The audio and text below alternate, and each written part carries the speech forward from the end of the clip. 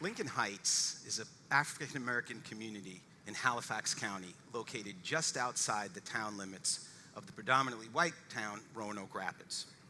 Now, because it's outside the town limits, there's no housing code enforcement in Lincoln Heights.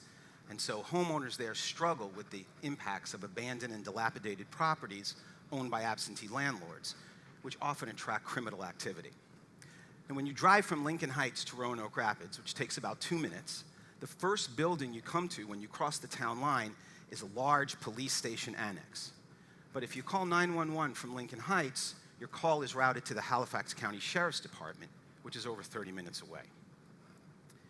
In Harnett County, the school board has adopted a student assignment plan that has left one school, Dunn Middle, with a predominantly African-American student body. The school board also has what's called an open transfer policy, which allows any student who has the means to transport themselves to attend a school outside the district to which they've been assigned. These two policies together have left Dunn Middle School nearly half empty at 55% capacity. Nearby Harnett Central Middle School, which is predominantly white, is at 126% capacity.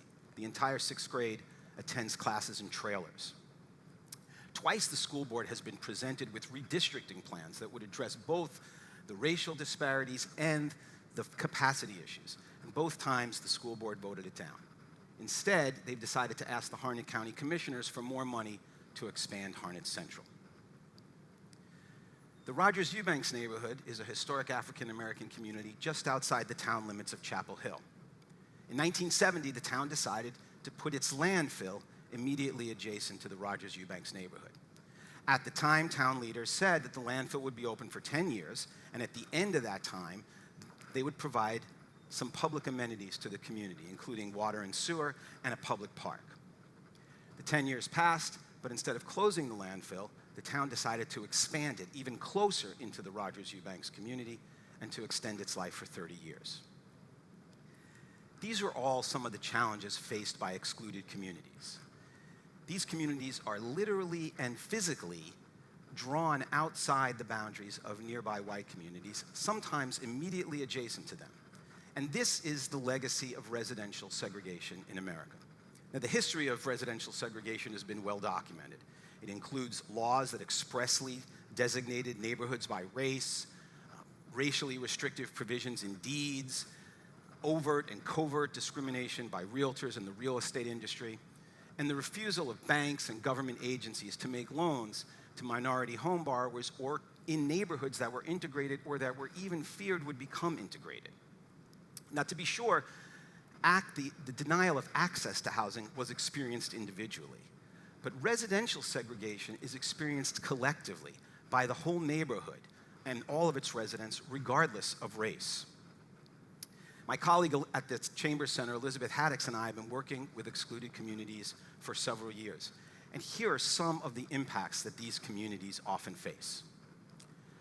The schools that serve children from these communities are typically high poverty, racially isolated, and low performing. These communities lack access to basic public services like water and sewer, paved streets, street lights, trash pickup, access to parks or public transportation.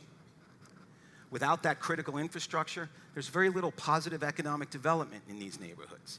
So residents have limited access to jobs or to banks or grocery stores or medical facilities. Instead, these communities become the target of unwanted land uses, like landfill in polluting industries. These communities are often politically marginalized. Because of the way town boundary lines are drawn, residents often don't have a direct voice in the local government decision maker that most directly impacts their lives. And as Hurricane Florence just so graphically illustrated, these are communities that are located in geographically vulnerable areas. And because of all the other impacts I described, are the least able to prepare for and the least able to recover from natural disasters. Now, none of this happens by accident.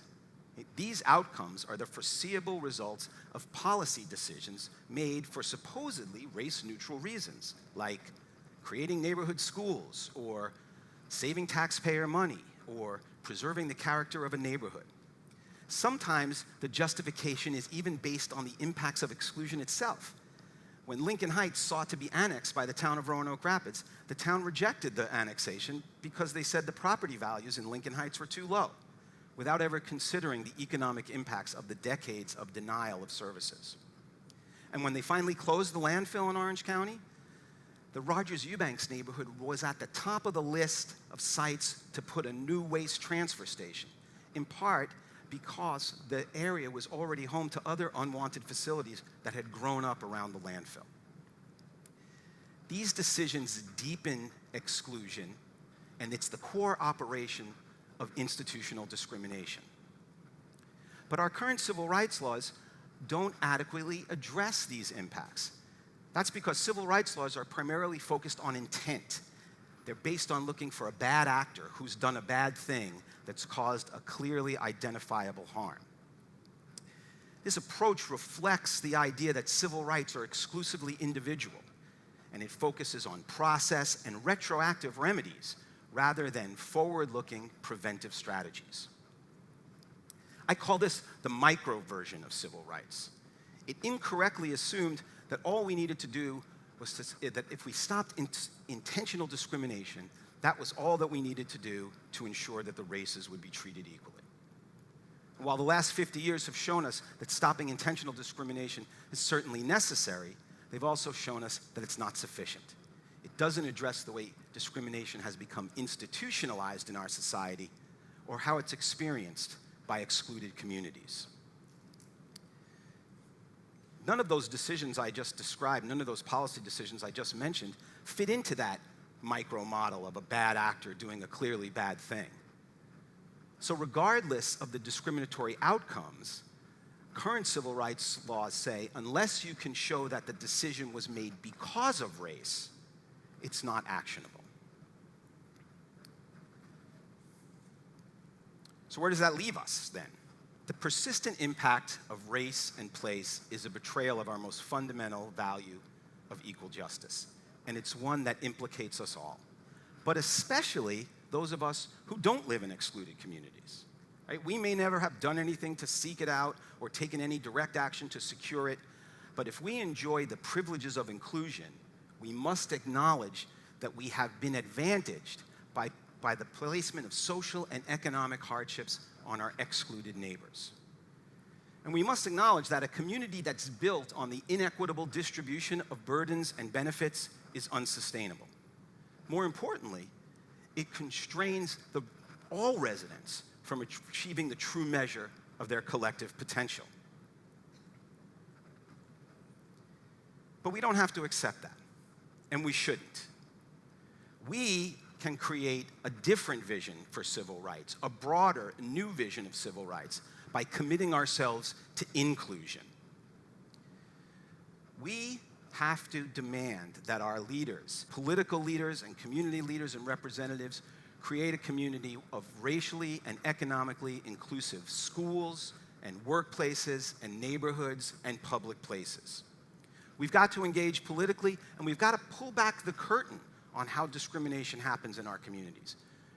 We can no longer let elected officials hide behind so-called neutral policies, but instead must insist that they own the outcomes of the decisions they make.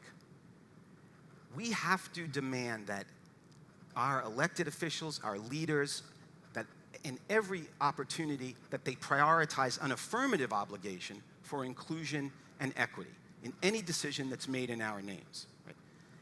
And any political action, any policy decision has to embrace our broad vision of social justice, a macro vision of social justice, one that emphasizes group fairness, substance over process, ends, not means, and most importantly, an ongoing commitment to prospective change.